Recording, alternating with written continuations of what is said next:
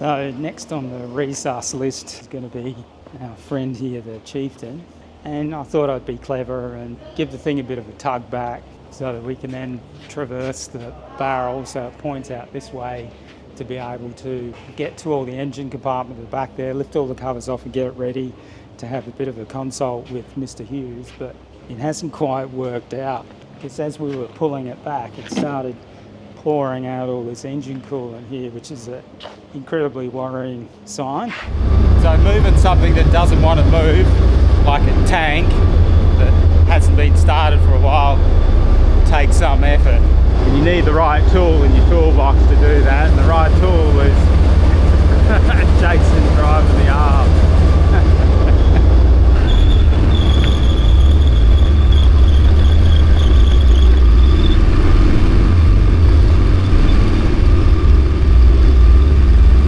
Mr Hewes makes it look real easy with his JCB hooking the stuff backwards and forwards. I wonder if he's put a different engine in that thing, because I can't believe what it could pull.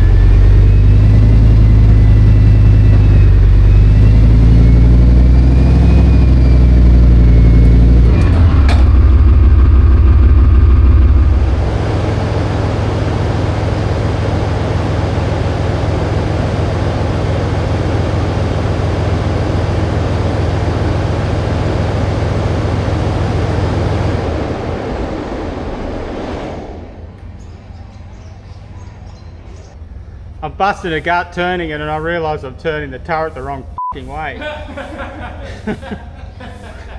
I can see why people want to get the power operation mechanism on this working, because it's freaking heavy.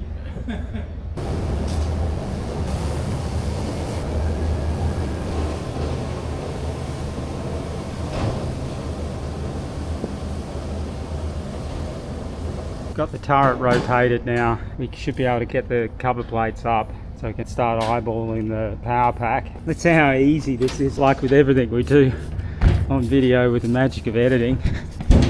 You can make it look real easy. Sing out if you reckon it looks different because it's been shot from down under. Yep. In there, let's see out at the bottom. Look.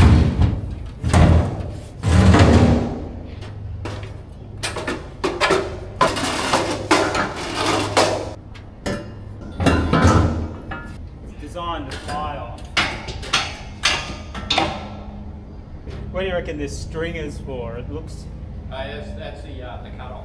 Oz Armour law says this is like the ripcord that whenever the tank's been driven up until now, there had to be someone on the back of the hull of the tank with this gripped in their hot little hand, and when they give them the signal, they'd pull as hard as they can to stop it. So I'm wondering what it's connected to.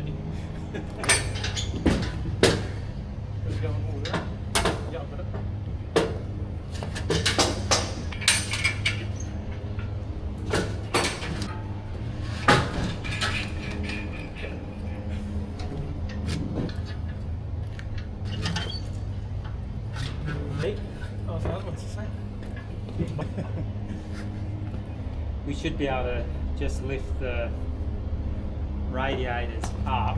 They're on a hinge there, aren't they? Yeah. Like a seal. Must have some sort of rubber O-ring in there. So what do we see on first inspection here? So there's like some water stains around the top of the radiator core there, which indicates that it could potentially be weeping. We've got some free bolts. Radiator hose here that be not seated properly because it looks like it's pulled out of its position. The hose clamps that are on there are a little bit Mickey Mouse looking in the hose. is quite elderly, I think. Got another little bit of a weepy evidence of leak from the radiators. At least we can start to see the mighty L60 there lurking away underneath. So I guess we'll have a go at trying to get the radiators up. Now, is there any sort of latch on there, or does Yeah, it it's just this one. Just that one here. Goes across. And that should be it. Okay, 1, 2, 3. Ooh, that's not bad, is it? Yeah. I wonder if it's over time it's leaked coolant onto the bottom of the tank, and then when we started to move it and it was rocking and rolling a bit, it just gushed out a bit. But that's what it seems like to me too. We've got some pretty significant corrosion going on, or at least it's been eating the paint. Whatever they put in the radiator is not agreeable with it, is it? No. The ripcord is connected to the shut-off on the injector pump. So I know the injector pump has a solenoid shut-off system, so that's obviously not working. So that's one thing for the list to try and troubleshoot. Otherwise, it's sort of looking fairly complete. There's some hydraulic connections here which aren't going anywhere. I think this is like the auxiliary power unit here, and I think it's capable, if it's all hooked up, of actually hydraulically starting the main engine as well. That's not attached either, Steve. But yeah, exhaust pipe's not connected, and there's hose that are just flapping in the breeze, so we probably can't really trust that too much. But yeah, so there's something on the side. There's some sort of hydraulic pump on the side, which probably runs off of that little fan belt, because I think the fans are mechanically coupled off the engine. And I mean, we've got all these different hydraulic pipes that at some point either hydraulic or coolant pipes should have connected to something, but maybe they don't need to be connected to anything. So Mr Hewes, we're going to be asking you a few questions. Stop flapping my gums and we'll get the other side up. 1, 2. It's pretty civilised of them to put a little, like a bonnet strut on there, isn't it? Yeah, looks like they've got little platforms to put your tools and stuff on there as well. It's very or to stand on or something, you know. It's very un-English. But it looks quite good to get to all the filters and yeah, all it of does. That, you know, you got the oil ones there and the fuel ones right there. Yeah, it does. And that looks like it's a non-standard later generation fuel filter. Water separator or something, okay? You've got to love the engineering there as far as a couple of plates. the massive big plate to bolt the fuel filter to it. And this is the air cleaner assembly, but there's tons of fittings and other stuff on there, which God knows what it's all for. I guess the main issue we've seen so far is the amount of corrosion and so forth in the radiators. We do have another spare engine over there, which may have better radiators that we can choose from should we require it. First part of a very long process, Dave. This vehicle intimidates me a little bit because we've got the best of British technology working for us or against us here. It'll be my first, maybe your first English tank. It will be. Let's hope it's not going to be our last. Yeah. We've got to make some adjustments because the tank's appendage is in the way.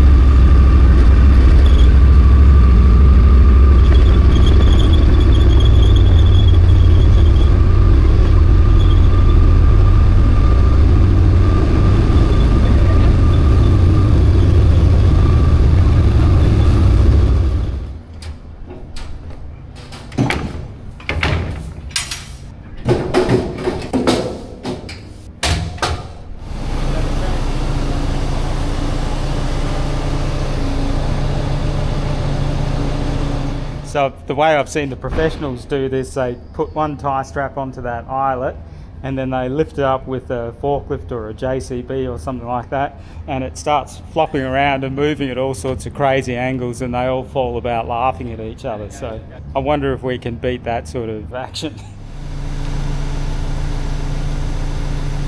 Okay, now back. You're all good.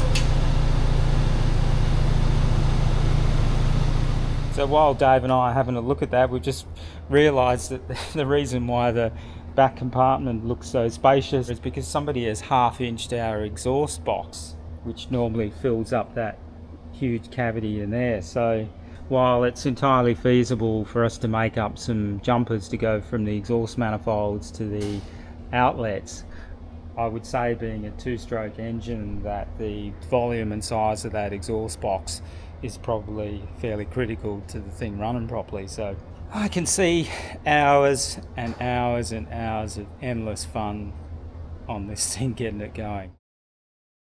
This morning, going to have a look at the electrical system to see how it's weathered the deep slumber that it's been in. I've got myself together a motley assortment of batteries here. Now, these are obviously way too small to actually crank and start the vehicle, but it's more than good enough to power the systems up on the tank and see what's going on. Ooh, it's got some gravity in it. So yeah, so I'll stuff some batteries in it and see if we can power up the electrics and start to check some of the critical subsystems. Collection of universal tank tools. Pommy electrics don't have the best of reputations at the best of times, let alone when they're left to their own devices for extended periods of time. So I guess let's do it. I've got my custom battery installation tool, so if you're easily offended, I'd suggest you probably look away now.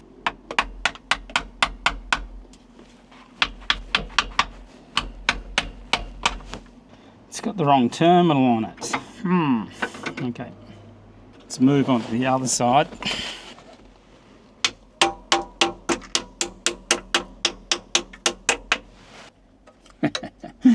Battery terminal's flogged. Sometime later, after getting connections and terminals organised, it's time to pucker up a bit and connect up to batteries. So just making sure the vehicle master is off. Just a little bit of trepidation because this is English after all. Just going to tap the battery terminals. Check for any snap, crackle und poppen. Alright, try and make sure that as many of the switches and bits and pieces that I can see and think of are in the off position. So when I power this up, that something weird doesn't happen. Look at this. It's an intelligence setting. I never like to sort of set expectations that are unmanageable, so I'll go halfway between bright and dim. How about that? I'll turn on the isolator. Okay, so I can hear some stuff running behind me, but no nasty shorts, so I'll leave the isolator on. I'll do the same on the other side. Right, so there's definitely some electrics running in the fighting compartment that I'm going to have to turn off. I'll just turn the master back on and double check that we don't get any thermal runaway events. Time to go into the fighting compartment to work out what's turned on.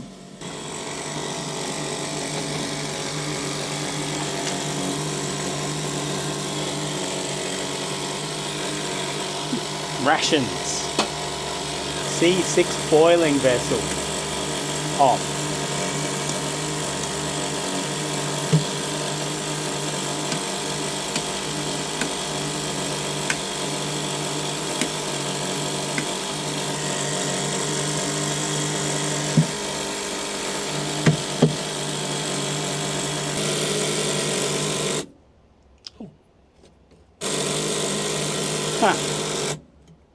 This must be some sort of old-timey knife switch. I'm pretty sure that the turret fighting compartment electrics are separate from drivers. There is an emergency stop button somewhere here for the gunner and the commander that's supposed to be able to stop the engine if the driver can't do it. but I won't worry about that just yet. But the main thing is to stop stuff that's making noise and making sure that there's no electrical stuff that's running that probably doesn't need to be running, just for safety's sake. Yeah, so there's some batteries are supposed to go in here for the turret systems and radios. That isolator is off. So, okay, very good. Let's continue on.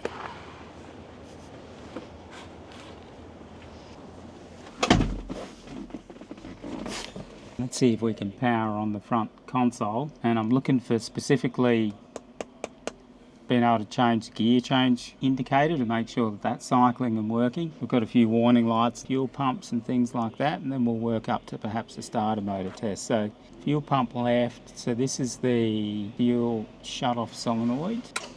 Oh, hear that? Something made a satisfying click, which is good.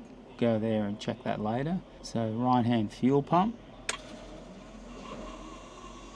Oh, amazing.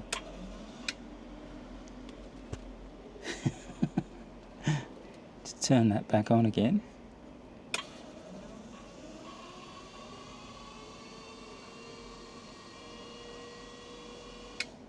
So that's right hand fuel pump. Left hand fuel pump.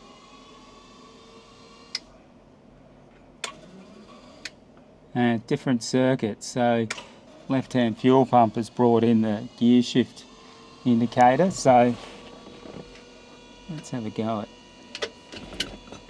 it. You're looky there.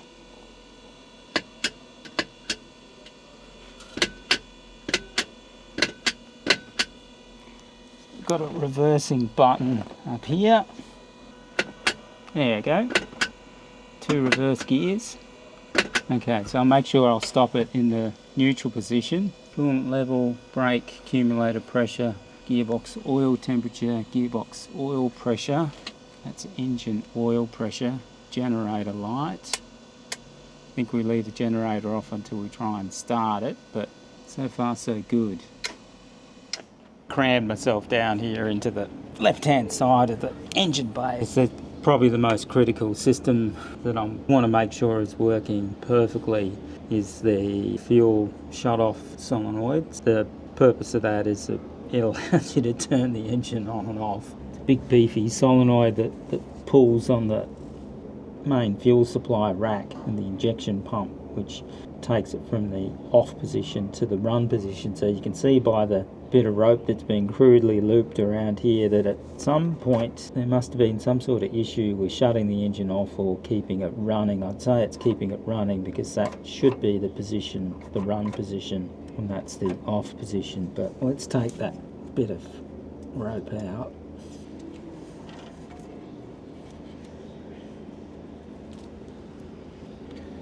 So I'll set this up and then I'll go back into the driver's compartment and I'll get you guys to sing out if you can watch this plunger here to make sure that it's working backwards and forwards freely when I operate the ignition switch. I need a pair of detachable legs.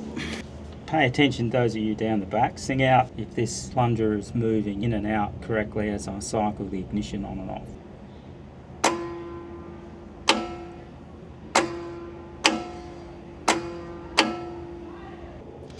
I can hear it clickety-clacketing. It seems to be releasing okay, so maybe we can cross that off the list. The next important milestone is I want to make sure that the engine actually rotates over freely. Kill 2 birds with 1 stone and check to make sure that the segments inside the centrifugal clutch here, yes, that's right, it's got exactly the same clutch as what your step-through Honda has, except it's obviously significantly bigger. But make sure that the centrifugal gubbins inside the centrifugal clutch is not seized up, because if we were able to get the thing started and popped it into first gear and it held a few RPM with all of the torque of the engine, it could be quite entertaining trying to keep the thing stopped. Mark the engine. Now, being a 2-stroke, should only have to rotate this thing around once to go through 1 complete cycle, making use of a gentle persuader. this should be a clockwise rotation engine. So I might as well rotate it in the correct direction, because on some engines bad things can happen if you rotate it backwards.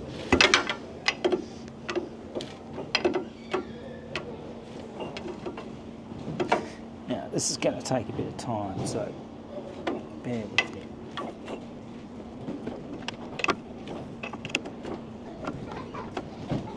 Good news is that it's turning pretty freely.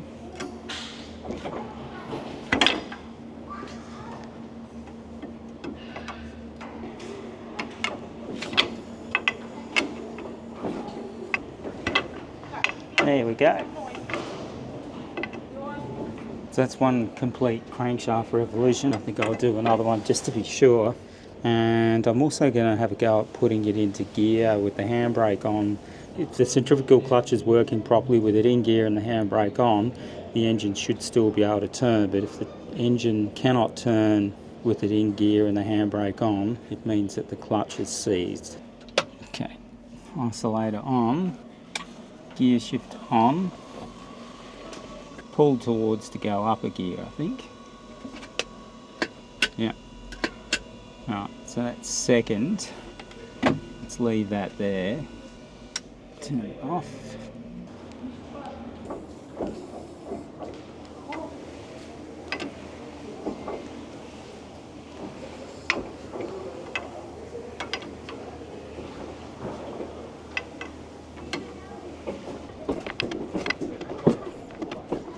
Ah, there we go.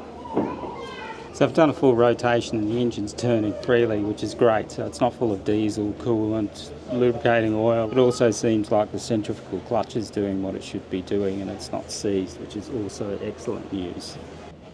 Underneath the back of the Chieftain, this thing here I'm pretty sure is the drain for the sump fuel tanks. Oh. It's vaguely fuely.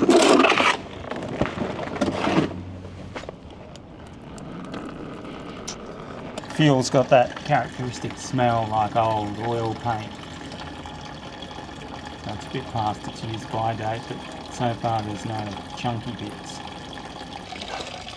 They play it safe and empty the tray.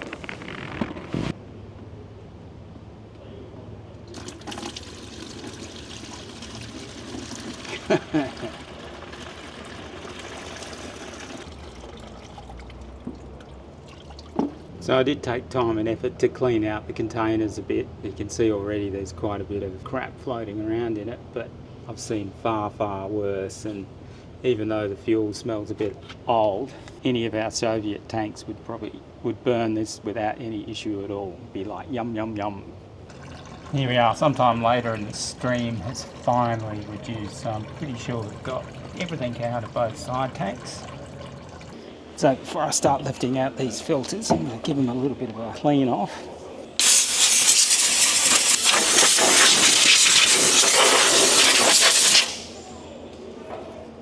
Alright, here we go, we've got the filters out. What will it reveal?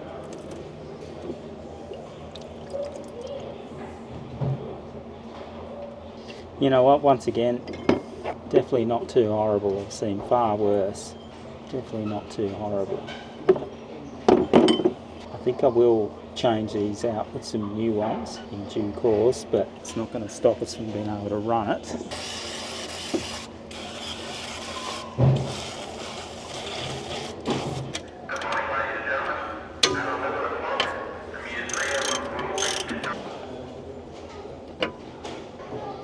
Oh, that's something different. This is where pre-oiling is very important, because we can see that just about all the oil's drained out of the filter housing. So when it comes to waking this thing up from its slumber, having this all full of engine oil will reduce the amount of time it takes to prime the system, meaning that there's less time that the engine's running without lubrication.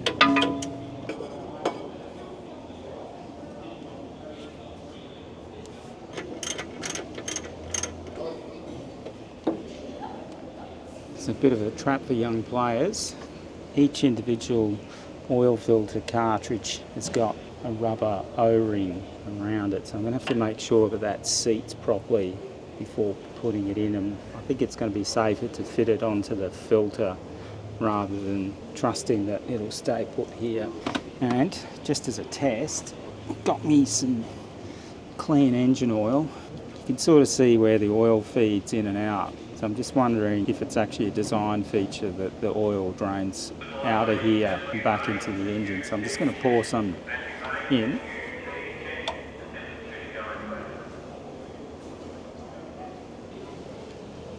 So that is draining away, but it's not draining away super fast.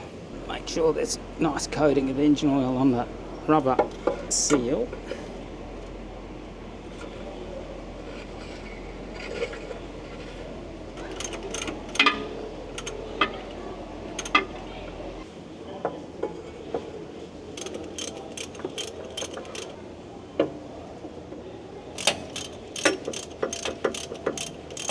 Well, I'm glad I went ahead and checked that because there was dry of oil in there. I'd go so far as to say it's as dry as a pommy towel, and I dare you, Kurt, to leave that in, because I'm sure our former imperial overlords will find that just as funny as what I do. So while we're at it, as far as pre-oiling the system, this is another critical point.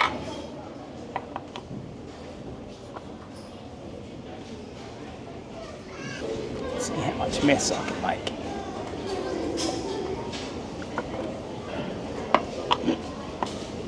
Lots. No idea how much oil it's supposed to take if it fills up, or just pour enough oil down there to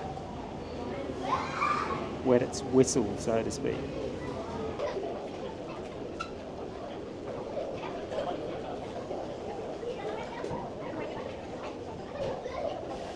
You can see oil down in there, so that's got to be enough, I reckon. Definitely more than it was before.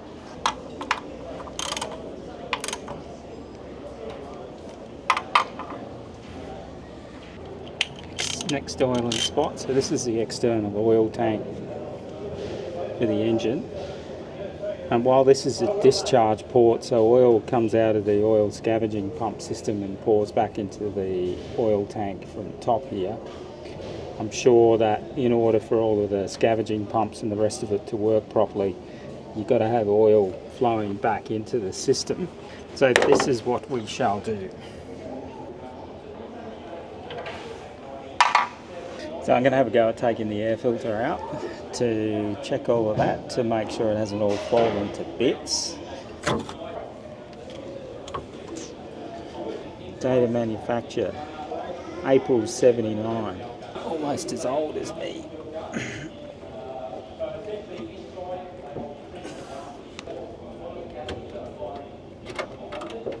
Somebody's gone to quite a bit of trouble to put this in here. Some sort of locking or unlocking device. So there's a series of cams, pushes the filter up against the face. Yes. And there it is. For an old timer, it looks pretty bloody good. Also, it's clean down inside there, so there's a separate cyclone assembly in here which sort of filters out all the big stuff, but I'm most concerned about this, and this all looks great. The rubber seals are all intact, so I think I'll just put it back in and continue on with confidence that we're good to go when it comes time to try and start this bugger.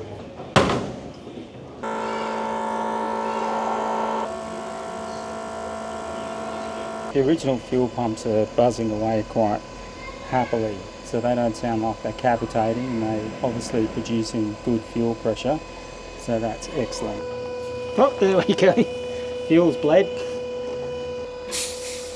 Oh, hear that? Long, satisfying discharge of air. Good, so that was pretty painless. Not much else except for testing things like the starter motor and bleeding the governor. You can see I'm a little bit tense because we've got the best of British here from the 1960s and 70s, so it's bound to maybe throw us a curveball or two. So the plan of attack is I've got to bleed the hydraulic governor for the injector pump, but we can only do that by cranking the engine on the starter motor. So I'll have the fuel disconnected for that so that it doesn't start. Once I've bled the system and it's okay, then we'll have a go at starting it. I'll be watching the oil pressure, and then once it starts, we'll maybe run it for 20-30 seconds or so, and then we turn it off, and I'll explain to you how to turn everything off. And in the event of an emergency where the engine does something that it shouldn't, just turn the master switch off and we exit the tank. I'll have a go at shutting it down with a fire extinguisher. If that doesn't work, we'll just stand back and let it wait, because once the master switch is off, there's no more fuel getting to the engine, so whatever fuel's in the engine will run through it and hopefully stop. But I'm not expecting I'm not expecting that I'm not expecting that to happen. It's very low on coolant at the moment, and I don't want to run it for any length of time in case we overheat the engine and damage something inside. But it's just really to make sure that the engine starts and that it switches off. And then if that's okay, we'll have a bit more of a go where we'll restart the engine and just sort of give it a few revs and stuff to make sure that the injector pump and that's all working. And then we'll shut it down and we'll get stuck into filling it up with coolant and fixing all the other little jobs so that we can actually get out and drive the bugger.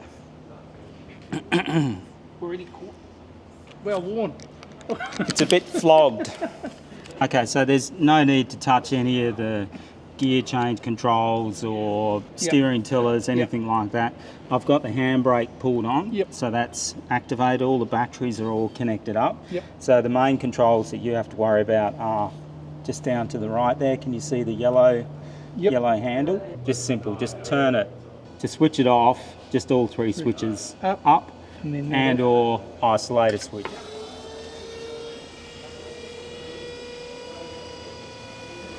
Okay. Fuel pumps are working, good. Not pouring fuel out.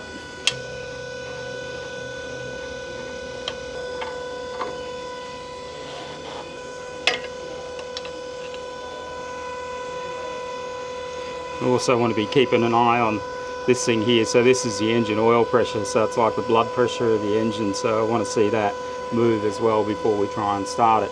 All right, Dave, just crank the engine over.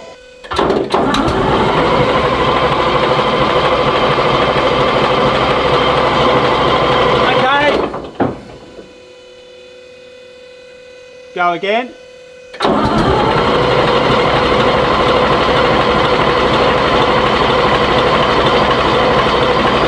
Okay.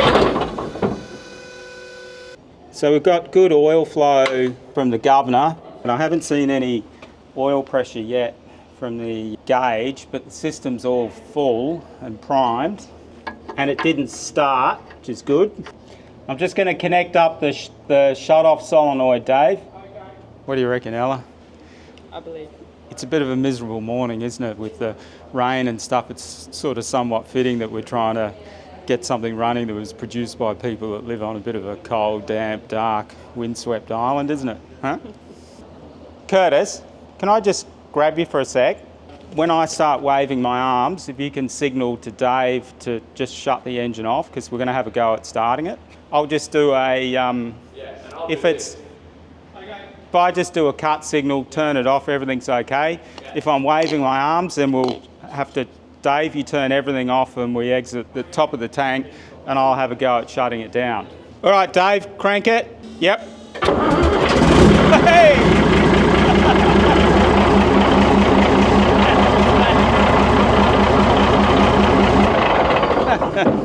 After all that rigmarole, it was pretty low key, huh? Whew. Can I get on the beers? All right, fantastic. We've had it running. I'm just going to run it again to make sure, double check it's got oil pressure. All right, Dave, whenever you're ready.